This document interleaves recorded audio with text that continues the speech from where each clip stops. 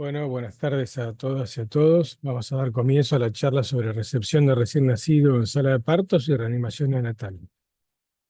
Vamos a repasar y conversar algunos conceptos sobre lo que fue la séptima edición, publicada en 2022 por la Sociedad Argentina de Pediatría, que está basada en las recomendaciones de la American Heart Association de la Sociedad de Pediatría de Estados Unidos.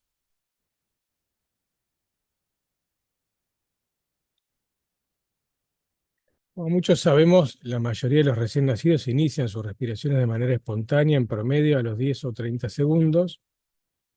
Algunos de ellos requieren un 10% estimulación y secado para iniciar la respiración, si es que no lo hicieron espontáneamente. Entre un 3 y un 5% requieren que se les realice ventilación a presión positiva, y un porcentaje menor requiere intubación o lo que se llama reanimación avanzada, como es compresiones torácicas y administración de drogas. ¿Esto qué significa? Que si bien, digamos, la mayoría de los recién nacidos tienen una transición que es adecuada, uno tiene que estar preparado para ese 10 a 15% que va a requerir algún tipo de maniobra.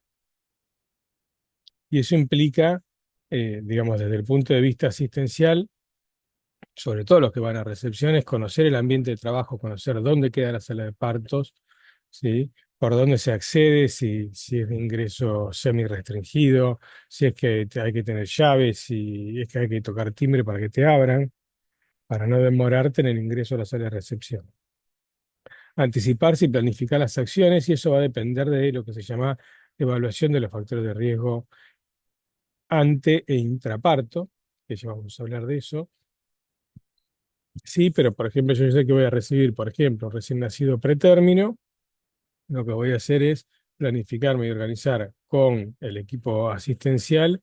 Por un lado, tener preparada la unidad de neonatología y por otro lado, tener preparado el equipo y los materiales en sala de recepción, manejar lo que es la temperatura de sala de partos y tener los dispositivos de reanimación. ¿Por qué? Porque si yo sé que es prematuro, tiene más chance o más probabilidad de requerir algún tipo de maniobra de estabilización inicial y o de reanimación.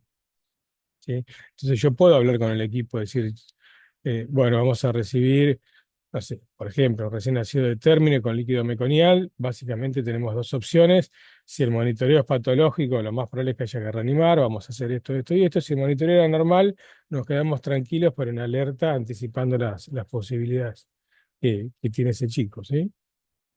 Asumir un rol de liderazgo, y eso implica que uno de los equipos de los del equipo de reanimación tiene que tener un rol de liderazgo, y esto es poder organizar tanto el personal, que es el recurso humano, como las acciones en sala de parto, ¿sí? Para guiar lo que es la reanimación.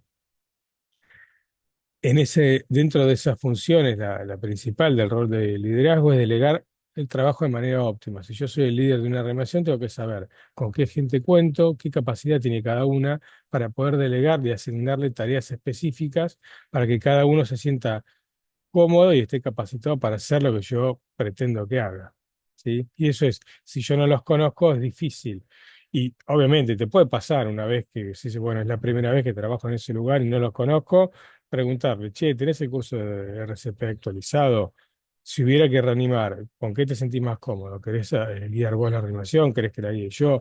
¿Querés hacer vos ventilación y yo haga compresiones? ¿Querés que explícame a dónde voy a ir a buscar ayuda si necesitamos? Por ejemplo, usar toda la información y los recursos disponibles, y esto tiene que ver también con lo que decíamos antes, que es si yo, digamos, tengo que saber con qué recursos cuento en sala de partos, con qué recursos cuento fuera de sala de partos, y qué es lo que va a hacer cada uno. Por ejemplo, si yo tengo una persona que sé que no sabe reanimación, pero que está ahí y quiere colaborar, o que uno lo pueda convocar para colaborar, decir, bueno, vos mirá el reloj y andá avisándonos cada 30 segundos o cada un minuto, para que nosotros no perdamos la noción del tiempo, y andá anotando las cosas que hacemos. Yo te tiro el título y vos anotás la hora y lo que estamos haciendo. Por ejemplo, iniciamos ventilación a presión positiva. Anotás la hora y que iniciamos ventilación a presión positiva. Iniciamos compresiones torácicas, llevamos FIO2 al 100%, y entonces eso también te va ordenando la reanimación, y después es una forma más confiable de evaluar qué es lo que se hizo y en qué tiempo. ¿Sí? Y en eso de también usar toda la información también tiene que ver con acercarse al equipo entre el equipo de neo y el equipo de obstetricia para conocer cuáles son las características de ese embarazo, el contexto de ese nacimiento y cómo fue la evolución del ante y del intraparto. Solicitar ayuda cuando corresponde y esto también tiene que ver con, che, ¿dónde está el plan B? Si yo sé que es probable que empiece reanimación, tengo que tener una persona rápidamente convocable que sepa reanimación avanzada. Si soy yo, tengo que tener otro plan B, que es, si yo necesito ayuda porque no puedo hacer todo, ¿a quién voy a llamar? ¿Cómo le voy a llamar? ¿Cómo le voy a convocar a sala de partos? Y siempre tratar de mantener una conducta profesional y ética acorde a la situación, ¿sí? Uno no puede perder el control en sala de recepción porque las cosas no salgan bien o porque el paciente no evolucione como yo espero que evolucione. Y eso también tiene que ver con práctica, con conocer el lugar, con conocer el equipo y con conocer y estar seguro de qué es lo que hay que hacer en cada momento. ¿Quiénes van a recibir a sala de partos? ¿Sí? O sea, ¿con qué personal médico o asistencial tengo que contar? Personal asistencial, mejor dicho, porque puede ser un médico, puede ser una enfermera, puede ser una licenciada obstétrica, puede ser una instrumentadora quirúrgica que vaya a recibir. En cada lugar hay distintas modalidades, pero lo que está bueno es que en cada lugar puedan definirlo de antemano, ¿sí? En principio, si es un parto, un nacimiento de bajo riesgo, tiene que haber una persona que probablemente puede, no necesariamente tenga que ser médica, pero que conozca el RCP básico, ¿sí? Y alguien fácilmente localizable con conocimiento de RCP avanzado. Lo que divide el RCP básico del avanzado es, el avanzado incluye compresiones torácicas y administración de drogas e intubación, ¿sí? Y el básico es como vamos a ver en un ratito, que es colocar bajo una fuente de calor radiante, secar, estimular, despejar secreciones e iniciar ventilación a presión positiva con bolsa y máscara. Ese es el RCP básico. Y si yo sé que voy a recibir un nacimiento de alto riesgo, necesito a alguien que sea exclusivamente líder, dos reanimadores avanzados, un asistente que puede ser esta persona que yo, mientras que él nos va contando los tiempos, le tiramos los títulos de qué es lo que se va haciendo, ¿sí? Para poder tener mejor documentación y poder volcarlo después mejor a la historia clínica. Y obviamente que cuando hay partos múltiples, se tiene que también multiplicar el equipo asistencial. Y entiendo que a veces es difícil, pero bueno, hay que hacer todo lo posible con los recursos que se tienen, lo mejor que se puede. Otra de las preguntas claves cuando uno va a hacer la recepción es, ¿a quién vas a recibir? ¿Vos sabés qué es lo que vas a recibir? Digamos, yo entiendo que te pueden haber avisado a último momento o que te pueden haber avisado con más tiempo y vos no te encargaste, pero tenés que tener claro qué edad gestacional tiene o es la estimada de esa persona por nacer, ¿no? Como no es lo mismo saber qué es de término a qué es prematuro o qué es postérmino. Y yo sé que es prematuro, sé que tiene mayor probabilidad de requerir reanimación y sobre todo reanimación avanzada. ¿Por qué? Porque la transición respiratoria y hemodinámica en un prematuro es distinta que en un recién nacido de término, ¿sí? Entonces, si es postérmino, también me puedo anticipar y pensar, ojo que es postérmino, puede ser que tenga insuficiencia placentaria, puede ser que tenga algún grado de hipoxia crónica que haga que su transición sea más dificultosa, que probablemente le cueste iniciar espontáneamente la ventilación desde el punto de vista respiratorio y que los cambios circulatorios van a depender de esa transición efectiva. Así que la edad gestacional es clave, es una de las preguntas clave. Y es esto, ¿es de término, es prematuro o es posttérmino? Esos tres grupos ya te orientas rápidamente. Conocer las características del líquido amniótico, y eso puede ser en cantidad o en calidad de líquido amniótico. En cantidad podemos tener líquido amniótico normal, mucho o poco, ¿sí? Si yo tengo mucho líquido amniótico, puedo pensar que haya alguna patología como diabetes gestacional, que genera polidramnios. Yo puedo pensar, si tiene mucho líquido amniótico, que hay una obstrucción en lo que es la vía respiratoria o en la vía digestiva, que me genera que produzca mayor cantidad de líquido amniótico, como puede ser una atresia esofágica, una hernia diafragmática o atresias o patologías intestinales, ¿sí? Ahora, si yo tengo poco líquido amniótico, puedo pensar dos cosas, o que el paciente tiene la paciente tiene una ruptura de bolsa con pérdida de líquido, y ahí ya pienso que además tiene una RPM con riesgo de infección, o puedo pensar con poco líquido que los riñones de ese feto están comprometidos y que no producen buen volumen urinario que de alguna manera contribuyen también a lo que es el volumen de líquido amniótico. Entonces, fíjense que rápidamente con esas dos preguntas yo tengo un montón de información y me puedo anticipar a varias conductas, ¿sí? Y en cuanto a las características, globalmente puede ser que sea líquido claro, que sea líquido hemorrágico, pienso en desprendimiento de placenta o en alguna patología que comprometa rápidamente la vitalidad fetal. Puedo pensar que es un líquido meconial y ahí la pregunta obligada, ¿sí?, es cómo era el monitoreo. Hay un 10% de los embarazos que cursan con líquido amniótico teñido de meconio y al feto no le pasa nada, tiene monitoreo normal, o sea, evaluación de la vitalidad fetal normal con líquido meconial es de bajo riesgo. Ahora, si yo ese líquido meconial le agrego dos variables más, que es, che, el monitoreo era patológico, o está empezando a dipiar, o está empezando a producirse compromiso fetal, y además te digo, che, ese líquido amniótico que era meconial, además era espeso, y el que sea espeso se asocia a que es poca cantidad de líquido, ¿sí? Ese líquido espeso, meconial, me genera mayor compromiso respiratorio y mayor compromiso de bienestar fetal en general. Con lo cual, ahí también tengo un montón de información. ¿Eh?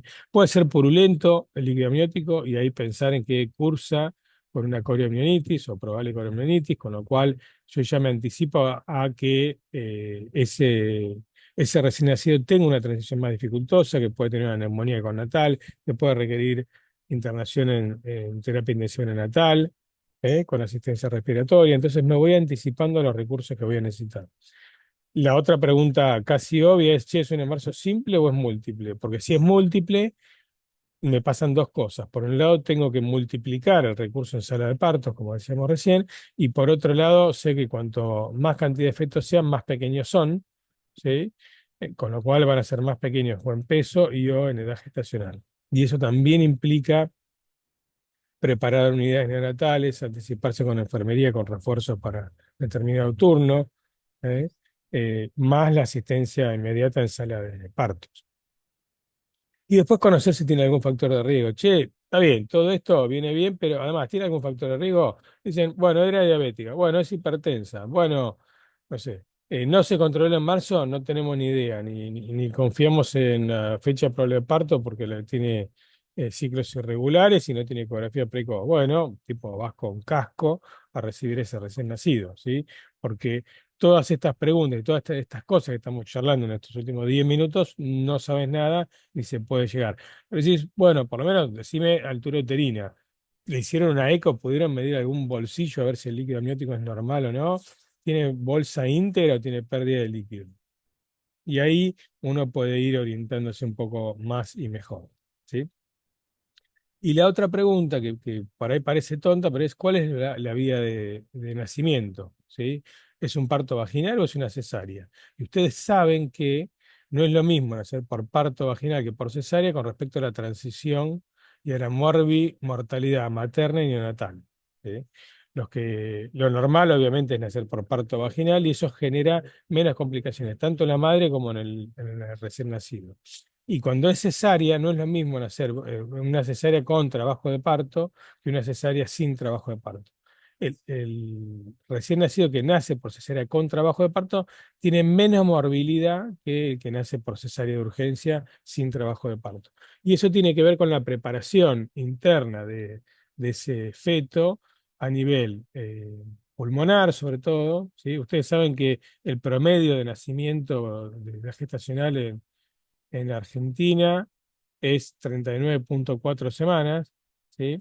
Y eso implica que la madre naturaleza sabe que ese chico más o menos nace en determinada fecha y una semana antes empieza a producir menos cantidad de líquido pulmonar, un par de días antes empieza a reabsorber activamente ese líquido pulmonar por un cambio en la composición de los canales de cloro a nivel respiratorio. Y no es lo mismo que tengan o no trabajo de parto, en el sentido que cuando hay trabajo de parto se liberan una serie de mecanismos hormonales y neuroendocrinos que hacen que se reabsorba más y mejor ese líquido pulmonar, sumado que el trabajo de parto, eh, el pasaje por el canal de parto también genera un efecto mecánico de compresión torácica que también ayuda a eliminar el líquido pulmonar. ¿Sí? Primero lo reduce en producción, después lo ayuda a eliminar. ¿Sí? Y ese otro tercio de líquido pulmonar se reabsorbe en las primeras 48 horas. Por eso es importante que esté internado esas primeras 36 a 48 horas para ver cómo es la evolución respiratoria, hemodinámica y circulatoria. ¿Sí? Entonces no es lo mismo que te saquen de golpe por una cesárea de urgencia, por alguna complicación materna, que tenga trabajo de parto y sí, después nazca por cesárea por falta de progresión o que nazca por parto vaginal. ¿Sí? Bien, cuando lo vamos a recibir, ¿sí? Las tres preguntas claves cuando vemos a ese recién nacido es, ¿parece de término o no? ¿Respira o llora? Y si tiene buen tono muscular. El buen tono muscular uno ve con posición de flexión, ¿sí? De cuatro extremidades. Si tiene posición de flexión, tiene buen tono muscular. Si no tiene buen tono muscular, puede ser porque sea prematuro o puede ser porque tenga un cuadro de depresión neurológica neonatal. ¿Sí? Entonces, cuando estas tres preguntas son óptimas, ¿sí? Es de término, respira y llora y tiene buen tono muscular, yo inmediatamente sé que no requiere reanimación, ¿sí? Y tengo dos opciones para esperar para el clampeo del cordón umbilical. Si es recién nacido de término, uno trata de esperar al menos un minuto. Yo en los lugares donde trabajo esperamos 2 minutos para favorecer lo que es el pasaje de sangre entre el cordón y la placenta a ese recién nacido, ¿sí? Se le aportan entre 40 y 60 mililitros más, y ese 40 o 60 mililitros más, si bien parece no tan importante en volumen, tiene más que ver con, por un lado, a corto plazo con una mejor transición respiratoria y hemodinámica, ¿sí? Logran mejor manejo de presión arterial, mejor adaptación respiratoria, y tienen que ver con que también favorecen lo que es el depósito de hierro y la transferencia de células madre a ese recién nacido, eh, que todo eso genera una disminución en el riesgo de anemia en la primera infancia. Y cuando son prematuros, tienen más ventajas porque generan mayor estabilidad hemodinámica con mejor tensión arterial y menor riesgo de hemorragia intracraniana y de requerimiento de transfusiones de glóbulos rojos. Con lo cual estamos acá parados en el algoritmo, ¿sí? Fíjense en la esquina arriba a la izquierda, es de término, respira y llora y tiene buen tono, sí es sí, contacto precoz piel a piel con la mamá, ¿sí? Se le provee calor, contacto precoz y se controla que la transición siga bien con contacto y observación directa. Si la respuesta es a esas tres preguntas es no, ¿sí? O no es de término, o no respiro lloro, no tiene buen tono, lo que uno tiene que hacer es rápidamente llevarlo a la sala de recepción o estabilización para proveer calor, colocarlo bajo una fuente de calor radiante, eh, secar y estimular, posicionar la vía aérea y aspirar secreciones. Y rápidamente evaluamos la respuesta en cuanto a función respiratoria y frecuencia cardíaca. Si ninguna de esas dos cosas responde de manera óptima, lo que tenemos que hacer es iniciar ventilación a presión positiva, que es lo que vamos a ver ahora. ¿Sí? Entonces, la primera etapa, ¿sí? Pasos iniciales, colocar bajo una fuente de calor radiante, secar, estimular y posicionar la vía aérea, aspirar secreciones si es lo que hace falta. Cuando uno aspira secreciones, siempre primero es la boca y después la nariz, ¿sí? Para no generar un reflejo vagal que a veces genera bradicardia y apnea. Si uno aspira mucho, mete la sonda mucho por la nariz, ¿sí? Entonces aspira suavemente la boca, las secreciones si es que requiere, y después eventualmente la nariz de una manera muy superficial. Uno no progresa la sonda hasta estómago ni nada por el estilo en ese momento. Vos lo que estás haciendo ahí es estabilizando al recién nacido que acaba de nacer, despejando la vía aérea, no comprobando si tiene permeable el esófago. Lo aclaro porque más de una vez uno ve que en plena reanimación se ponen a pasar la sonda y no tiene sentido y lo pone peor al paciente, como que retrocedes 3 o 4 casilleros, ¿sí? Entonces rápidamente yo voy a evaluar la respiración y la frecuencia cardíaca. Y la respiración voy a ver si tiene una respiración normal o tiene apnea, que son pausas respiratorias o una pausa prolongada o varias pausas sucesivas, ¿sí? Si tiene respiración dificultosa o si no tiene dificultad. Y la frecuencia cardíaca voy a evaluar rápidamente si la frecuencia es más de 100 o menos de 100. Y para evaluar la frecuencia cardíaca de una manera eficaz y rápida es idealmente un electrocardiograma de 3 derivaciones. Eso en el monitoreo pesca o capta más rápido, de manera más eficaz la frecuencia cardíaca. Otra alternativa es que yo me pongo un estetoscopio y oculto, ¿sí? En cuarto espacio intercostal, línea medio clavicular del lado izquierdo del paciente, el choque cardíaco. La otra es poner un oxímetro de pulso en la mano derecha y ver cómo el oxímetro o el saturómetro detecta la frecuencia cardíaca, pero todo eso es un poquito más demorado. La otra es la palpación de la base del cordón umbilical o de los pulsos centrales.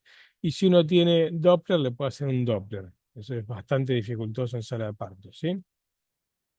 Pero para evaluar esa frecuencia cardíaca, perdón, les aclaro otra cosa, lo conveniente es contar 6 segundos, en 6 segundos cuántos latidos tiene y multiplicar por 10, ¿sí?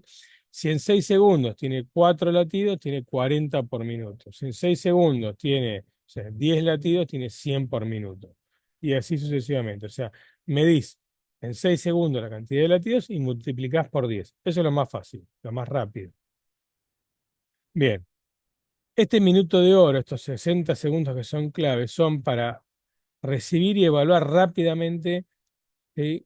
Cuál es la transición de ese recién nacido. Si es de término, si respira o llora, si tiene buen tono, si le tengo que dar los pasos iniciales y prepararme para iniciar ventilación a presión positiva o no, ¿sí? Si todo funciona bien, me voy hacia arriba a la derecha, decíamos, contacto precoz piel a piel con la mamá.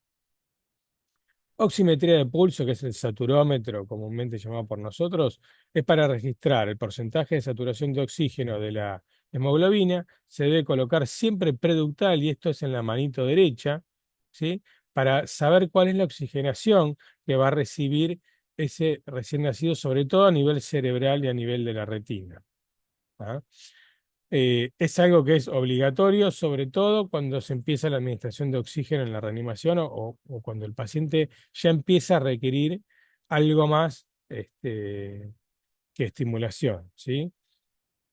En cuanto a la administración de oxígeno, tenemos que ser muy claros en esto. El oxígeno es una droga y es potencialmente tóxico a dosis no controladas. Y dosis no controladas es ponerle y no sabes cuánto, ni a qué flujo, ni por dónde, ¿no? Entonces, básicamente uno sabe que si es de término o es prematuro, con al menos más de 30 semanas, lo que uno tiene que hacer es poner, administrar flujo a 21%, que es aire ambiente. Y si el paciente es prematuro de menos de 30 semanas, darle oxígeno iniciando con una FiO2 baja de 0,3%.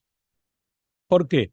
Porque cuando los recién nacidos nacen, no están rápidamente rosados ni están rápidamente saturando 100%, sino que fíjense en este recuadro de la izquierda, ¿sí? De acuerdo a los minutos de vida, el porcentaje de saturación. Y esto es en una transición normal, en un paciente, perdón, que no requiere reanimación. Fíjense que a los 5 minutos recién saturan entre 80 y 85%, a los 10 minutos saturan arriba de 85%, y ahí es cuando uno los ve rosados. Con lo cual, que nazca y que uno lo vea rosado, sabe que al menos pasaron entre 8 y 10 minutos, ¿sí? Entonces uno tiene que saber que tiene que dar oxígeno mezclado a una dosis determinada dependiendo de la edad gestacional. Si es de término o más de 30 semanas al 21% y si es de menos de 30 semanas al 30%. ¿Cómo lo vamos a dar? Con una mascarita sobre la cara tipo Venturi, como ven acá en esta imagen de arriba a la derecha, sino con un reanimador de pies en T o con la tubuladura haciéndole campana con la manito de uno, ¿sí? Lo que uno no puede hacer es dar oxígeno libre, o pretender dar oxígeno libre con una bolsa autoinflable, ¿sí? Porque no es una forma segura. Si uno no tiene, lo ideal es que uno tenga mezclador o blender, como figura acá arriba a la derecha en la imagen, y si uno no tiene blender para dosificar la cantidad de oxígeno, lo que tiene que hacer es tener una tubuladura en Y, ¿sí? No superar los 10 litros en total entre los dos flujos de aire y de oxígeno, y fíjense que acá tienen una fórmula, que la pueden hacer por fórmula, y si no por tablita, sabiendo que, por ejemplo, si yo doy 4 litros de oxígeno, y doy 6 litros de aire comprimido, tengo una FiO2 de 0,5%. ¿sí? Y así sucesivamente. Eso implica conocer qué FIO2 le estás dando. Piensen que la acción más importante y efectiva en la reanimación es administrar ventilación a presión positiva para lograr una expansión pulmonar adecuada. Si uno no logra esa expansión pulmonar adecuada, no va a mejorar el paciente. O sea que lo más importante es lograr expansión pulmonar adecuada con un buen volumen pulmonar, y el indicador de que estamos haciendo esa reanimación de manera óptima es el incremento de la frecuencia cardíaca. Con lo cual, el otro punto es, si la frecuencia cardíaca del paciente no aumenta con las maniobras que le estoy realizando, ¿sí? Significa que está obviamente peor y que no está respondiendo a la reanimación, o que lo que yo estoy haciendo no es eficaz. Con lo cual, cada vez que no aumente la frecuencia cardíaca como respuesta a lo que yo le ofrezco al paciente, tengo que estar chequeando si lo que estoy haciendo está bien o no, ¿sí? Si está bien eh, implementado, ¿sí?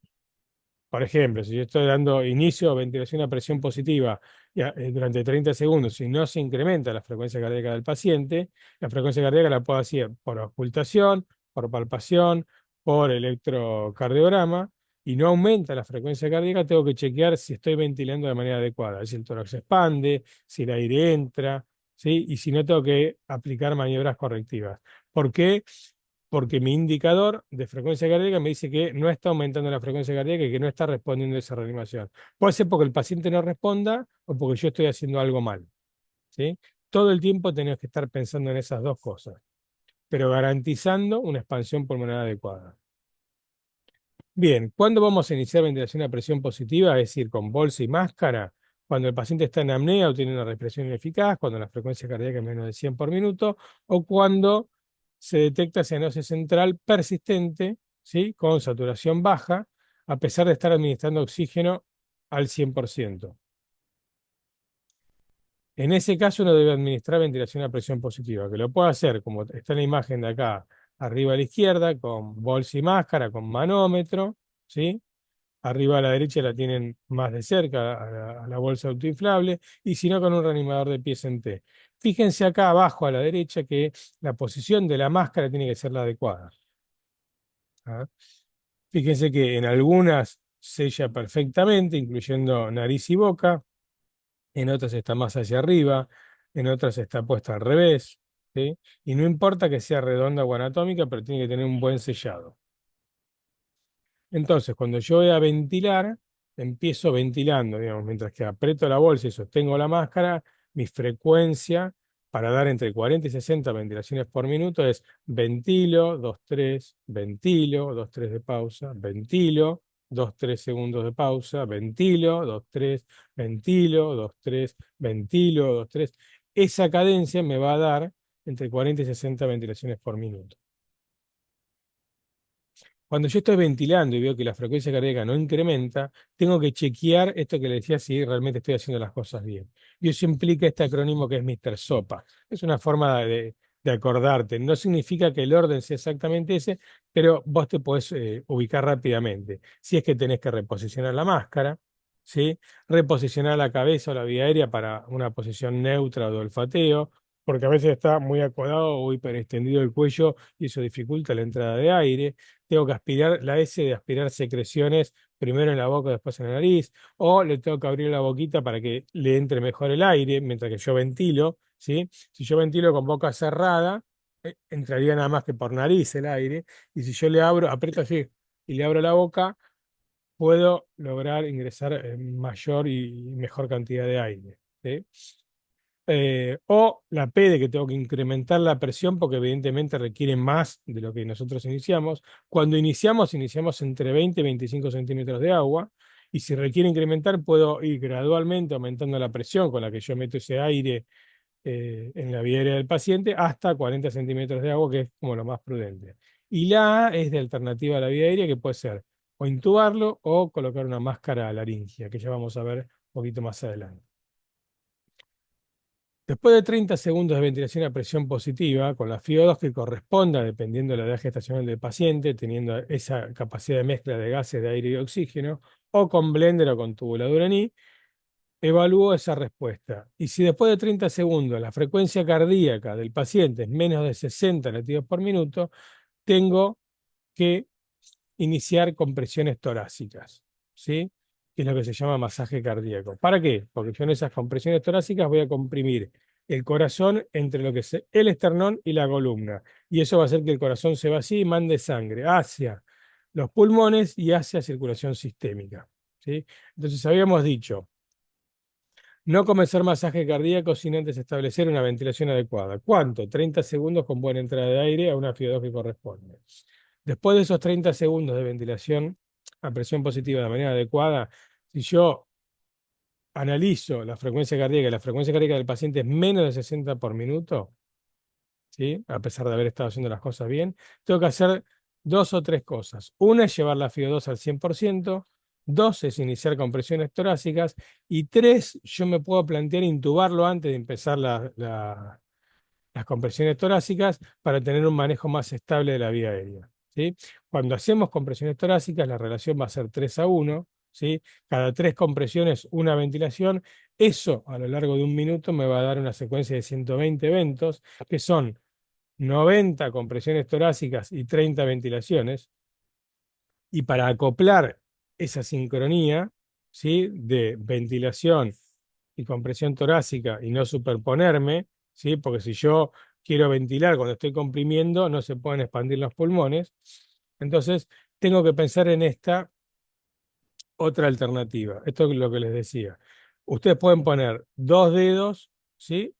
O los dos pulgares para la compresión del tórax. La altura, fíjense en la imagen que está arriba a la derecha, van a ver que justo por debajo de la línea intermamilar, en línea media, por arriba del apéndice sifoides, que es la parte, digamos, sobresaliente del esternón en la parte inferior, ¿sí? Para sincronizar, les decía, esa ventilación con la compresión, uno lo que tiene que hacer es cambiar de secuencia. ¿Se acuerdan que antes uno hacía ventilo, 2, 3, ventilo? Acá estoy teniendo la máscara en la carita, ¿sí? Y acá aprieto la bolsa. Ventilo, 2, 3, ventilo, 2, 3. Bueno, cuando uno incorpora la compresión torácica, tiene que hacer rápidamente 1, 2, 3, ventilo hacia el otro. 1, 2, 3, ventilo. Entonces, fíjense que el canto cambia a 1, 2, 3 ventilo, 1, 2, 3 ventilo, 1, 2, 3 ventilo. Eso a lo largo de un minuto me lleva a 120 eventos, como les decía, ¿sí? Y eso es 90 compresiones torácicas y 30 ventilaciones. Cuando uno va a intubar, tiene que tener claro cuándo va a intubar, primero que tiene que saber intubar, y eso es pasar un tubo endotraqueal a través de las cuerdas vocales, ¿sí? Y ese tubo tiene que tener un diámetro correspondiente al peso o a la edad gestacional del paciente y una profundidad de inserción para que quede en la vía aérea común, que es la tráquea, y que no vaya al bronquio fuente, ¿sí? Y esa profundidad de inserción se calcula midiendo la distancia entre el trago, que es la orejita, y el puente nasal o la colúmena, que es la parte esta de la nariz, ¿sí? No, no la punta, sino lo que está abajo de la punta de la nariz. Vos medís esa distancia, ¿sí? Y le sumás 1 centímetro y tenés la profundidad. Por ejemplo, no sé, si esa distancia me da 6, más 1 centímetro es 7, entonces es 7 centímetros de profundidad, ¿sí? Y si no, tienen acá, abajo a la izquierda, una tablita donde te dice eh, a qué profundidad tiene que estar fijado el tubo dependiendo del peso o la edad gestacional del paciente, ¿sí? Lo que pasa es que el tema del peso es, la mayoría de las veces no lo tenés pesado cuando vas a iniciar la reanimación, ¿sí? Entonces te puedes fijar por edad gestacional o te puedes fijar por distancia para ver la profundidad de inserción del tubo. Bien, piensen que la colocación de una máscara laringe es una alternativa a la ventilación de presión positiva. La máscara laringea es esto, que lo que hace esa máscara laringea es ser complementaria, se mete por la boca, ¿sí? Como muestran en la imagen de abajo a la derecha, y es complementaria a lo que es la laringe, la parte superior, ¿sí? De la epiglotis. La sella, imagínense, a ver, yo me pongo así de costado y tengo mi epiglotis que está así. ¿Sí? Ahí me ven. La máscara laringe es complementaria, entra por la boca y abraza la epiglotis y uno logra ventilarlo. Esta es la máscara laringea, esta es la epiglotis. Imagínense que son inversamente complementarias. Y esa es una forma segura de ventilar al paciente. Con respecto a medicación, vamos a hablar poco porque no es algo que tan frecuente, pero sí las cosas indispensables que tienen que saber. Una, la más común es que no requieran administrar drogas en sala de partos. Dos, si la utilizan, la tienen que administrar por vía endovenosa, idealmente, y eso es la vena umbilical. Ustedes ven aquí abajo a la derecha la imagen de los tres vasos umbilicales. Sepan que dos chiquititos son arterias y uno es la vena. ¿Sí? Entonces van a meter un catéter de manera estéril por la vena umbilical para poder administrar drogas. ¿Cuándo? Cuando hicieron todo bien, el paciente no responde. ¿Qué significa que hicieron todo bien? Que hicieron, colocaron bajo una fuente de calor radiante, secaron, estimularon, evaluaron respiración y frecuencia cardíaca. El paciente tenía frecuencia menos de 100 o respiración efectiva. Iniciaron ventilación a presión positiva durante 30 segundos de manera eficiente. Vuelven a controlar la frecuencia cardíaca o por electrodos o por auscultación y ven que la frecuencia cardíaca es menos de 60 por minuto. Suben la FIO2 al 100% e inician la secuencia de compresiones torácicas y ventilación. Pasó un minuto, ¿sí? Y el paciente no responde a esa secuencia de ventilación y compresión torácica, canalizan la vena umbilical y administran drogas. ¿Qué drogas? Dos drogas: adrenalina y o solución fisiológica, dependiendo de la etiología. La adrenalina, que es la droga número uno en sala de partos, se administra cuando la frecuencia persiste por debajo de 60 por minuto, después de ese minuto, les decía, de compresión y ventilación sincronizada. Se pasa siempre diluida, la ampolla trae 1 centímetro, ustedes tienen que agarrar ese centímetro entero de la ampolla de adrenalina más 9 de solución fisiológica. Eso es lo que se llama 1 más 9 o 1 en 10.000 de la solución, y de eso le van a dar en forma endovenosa 0,2 mililitros por kilo. Y después tienen que lavar con solución fisiológica para que supere el trayecto del catéter. Piensen que el catéter tiene aproximadamente entre 0,3 y 0,5 mililitros de líquido. O sea que vos le pasaste los 0,2 de adrenalina y por ahí te queda en el catéter. Tenés que poder empujarlo con solución fisiológica. ¿Sí? Hay una alternativa de pasarlo por vía endotraqueal, que es a 1 mililitro por kilo. Es una concentración mucho mayor. Cuando uno no tiene una vía endovenosa segura, ¿sí? Lo puede dar endotraqueal. La absorción es más errática. Eh, digamos, la recomendación es que sea idealmente endovenosa, la administración de adrenalina, y que la adrenalina la pueden repetir después de 3 a 5 minutos, ¿sí? Si es que no tiene respuesta de incremento de frecuencia cardíaca por arriba de 60 latidos por minuto. La droga número 2 en sala de parto son los expansores de volumen, y esto es la solución fisiológica o el Ringer lactato o la sangre seronegativa.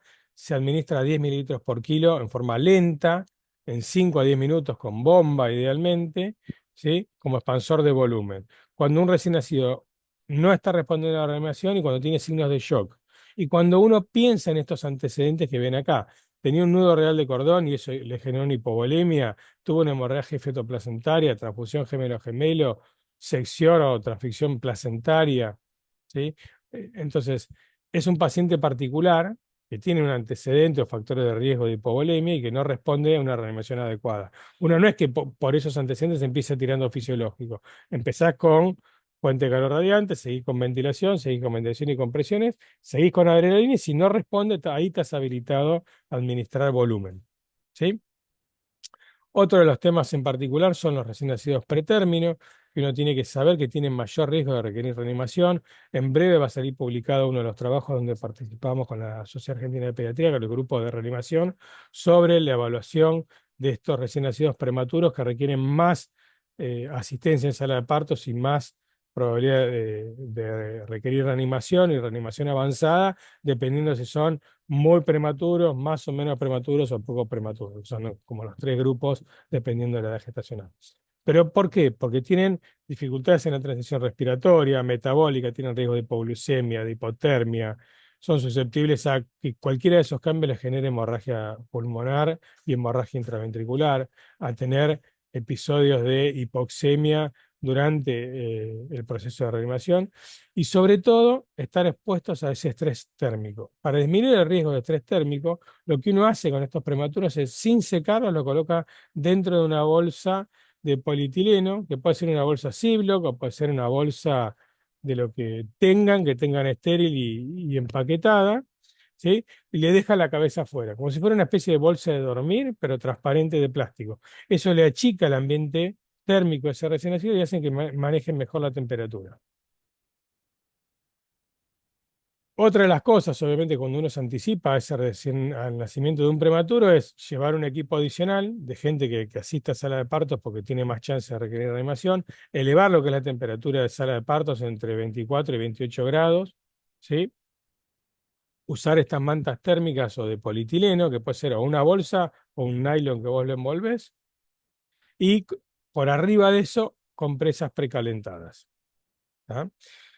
Bien, último tema es, che, este paciente que requirió algún tipo de asistencia en sala de parto requiere estar monitoreado post reanimación o post asistencia en sala de parto. ¿Por qué? Porque tiene más riesgo de dificultad respiratoria, de hipoglucemia, de hipotermia, de hipocalcemia, de apneas, de infecciones. Entonces, no es un paciente que uno lo reanima y lo manda a la habitación con la mamá, y esto lo manda a la habitación con la mamá, es internación conjunta. Porque además en muchos lugares esa internación conjunta por ahí, no sé, le tocó nacer a la tarde y hasta el otro día de la mañana no pasa nadie a verlo y a controlarlo. ¿Sí? Entonces, si yo tengo lugar en la NEO, lo ideal es que esté en la NEO, que esté monitorizado entre 4 y 6 horas, que le controlen qué, frecuencia cardíaca, respiratoria, tensión arterial, temperatura, saturación, glucemia. ¿Sí? Y si requirió reanimación avanzada, que lo deje internado en la NEO y le ponga un suero con un plan de hidratación parenteral entre 60 y 70 mililitros por kilo por día de destroza al 10. ¿Cómo hace la cuenta uno? Multiplica 3 por el peso del paciente y ese es el goteo. ¿Sí? O sea, pesa 1 kilo, son 3 mililitros hora, va a ser un plan a 70 mililitros kilo día. Y así sucesivamente. Entonces, vuelvo a lo mismo. Los pacientes que requieren maniobra de estabilización en sala de parto requieren observación y control posterior en la unidad neonatal. Bien, y la pregunta final del millón es, ¿vos crees que sabés lo suficiente para ir a sala de partos? Y tiene que ver con todos estos conceptos que estuvimos repasando, ¿sí? Entonces, muchas veces sala de partos o de recepción es como una especie de Siberia o el muro, donde a vos te exilian o porque llegás tarde, o porque sos nuevo, o porque sos viejo, o porque no sabés, o porque te llevas mal con tu compañero y te mandan a sala de parto. Y y eso tiene que ser una oportunidad para conocer el ambiente, trabajar de manera profesional, conocer los recursos, cómo entrenar a los equipos en sala de recepción. Entonces, la sala de partos es una prolongación de la unidad de cuidados intensivos neonatales, ¿sí? A nadie se le ocurre poner al enfermero o a la persona menos capacitada en el lugar más riesgoso. Bueno, esto es lo mismo, ¿sí? Entonces, repasen la charla, repasen los conceptos, repasen el cuadernillo que tienen y nada, pregunten las dudas que les vayan surgiendo, ¿sí? Bueno, damos por finalizada la charla.